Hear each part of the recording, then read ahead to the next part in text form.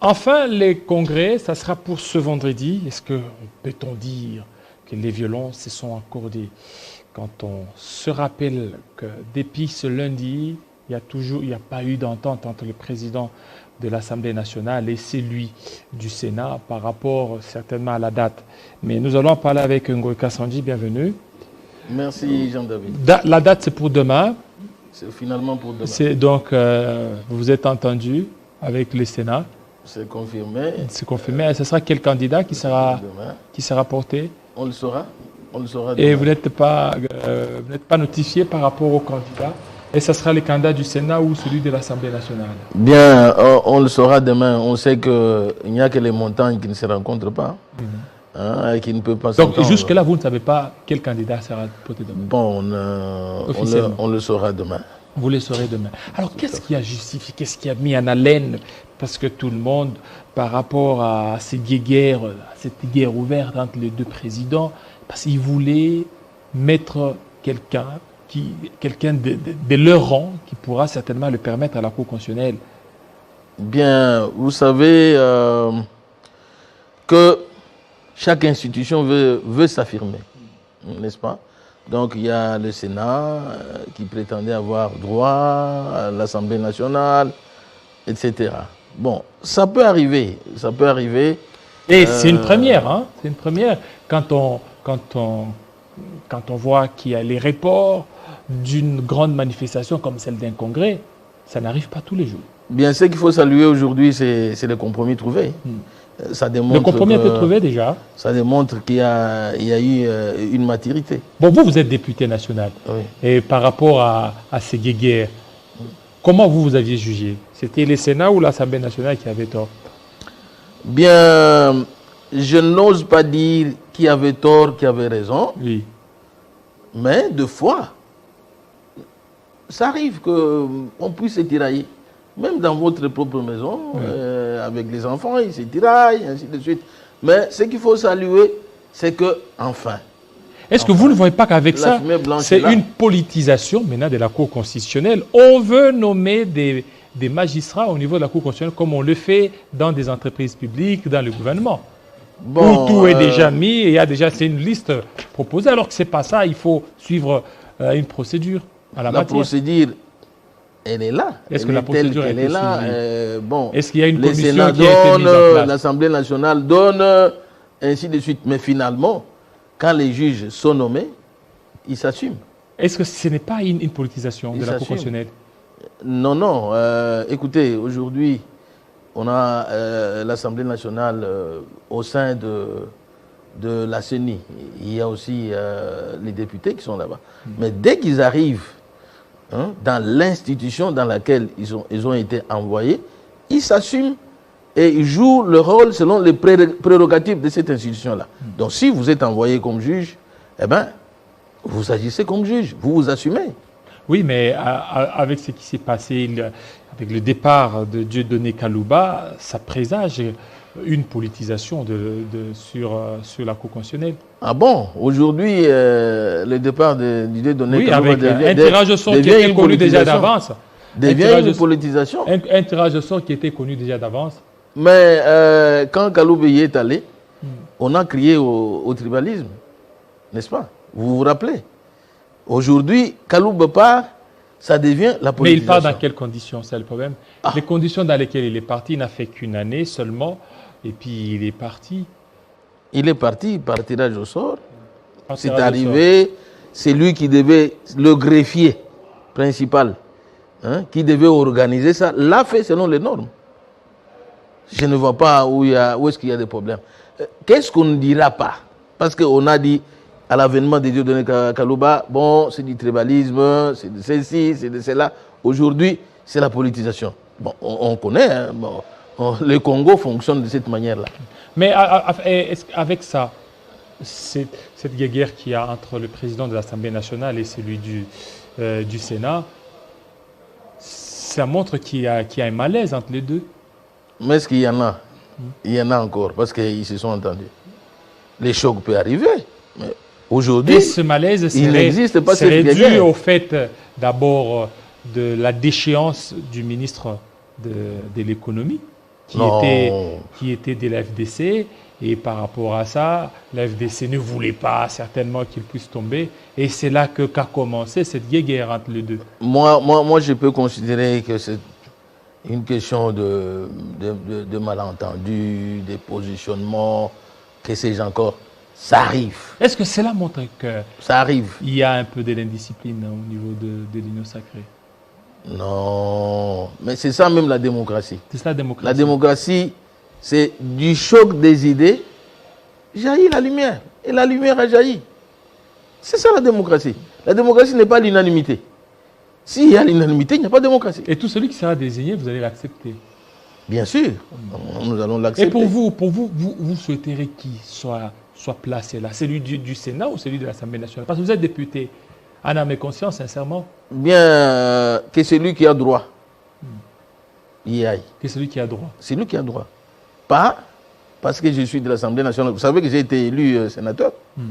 Je peux dire que je suis à la fois sénateur, à la fois député national. Pour moi, je souhaite que celui qui a droit puisse y aller. Vous combinez, donc vous acceptez ces cumuls-là. Tantôt vous êtes sénateur, tantôt... Non, maintenant, je suis député national. J'ai validé mon mandat à l'Assemblée nationale. Je suis député national. Une parenthèse, il y a la réforme électorale qui voulait assez qu'on puisse supprimer ces cumuls-là. Ces cumuls au niveau des élections? Oui. Non, mais écoutez, moi je ne suis pas d'accord avec ça. Je peux me présenter à la députation provinciale, je peux me présenter à la députation nationale, pourvu que ma base les désire. Pourvu que vous mettiez vos moyens en jeu. Non, pas le moyen d'ailleurs. Mais l'argent, non? Mais vous n'allez pas être en même temps candidat au niveau des élections locales, provinciales, nationales, sans argent. Non, mais la base de Kinshasa peut me réclamer, me dire... même si à Kinshasa, vous avez une base. Oh. Vous avez une base ici Jean-David, donc vous pouvez postuler ici. Qu'on sorte à pied ici, à pied avec vous, vous verrez. Est-ce que c'est la base ou bien ce sont des gens qui aiment tout simplement créer Tchobécha et puis en contrepartie quelque chose? Tu sais, moi, Ngoïka Sanji, en 2000, j'ai fait marcher la population ici, lors de l'affaire du diamant de 265 carats. J'ai fait marcher la population, des foules et des foules ici, sous la pluie, sous une forte pluie, de la gare centrale jusqu'au palais de justice.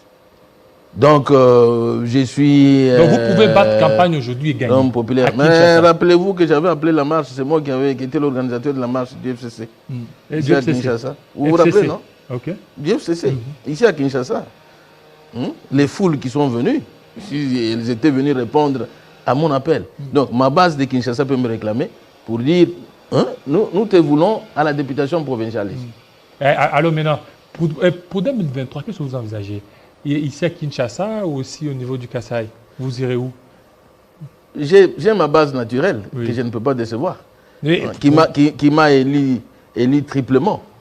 Donc, député provincial, député national, sénateur, je ne peux pas la décevoir. Tout comme aussi, je ne décevrai pas celle de Kinshasa ou de Lubumbashi. Ou d'ailleurs, vous savez, nous sommes une figure, je suis une figure nationale. Donc, je peux me présenter partout et être élu. Et vous serez élu. Alors, en fait, on vous a vu à la résidence privée du secrétaire général, Augustin Kabouya. Vous allez faire quoi? Vous voulez changer? Vous voulez être dans l'UDPS? Augustin Kabouya, le secrétaire général de l'UDPS, c'est un frère. Écoutez, nous avons les intérêts communs. C'est quoi ces intérêts? Les intérêts communs, c'est notre patrimoine, notre alma mater, la province du Kasaï oriental. Comment? Il y a les gens qui ont spéculé, qui ont dit que votre présence là, vous voulez aussi avoir une mise sur le gouverneur qui a été élu.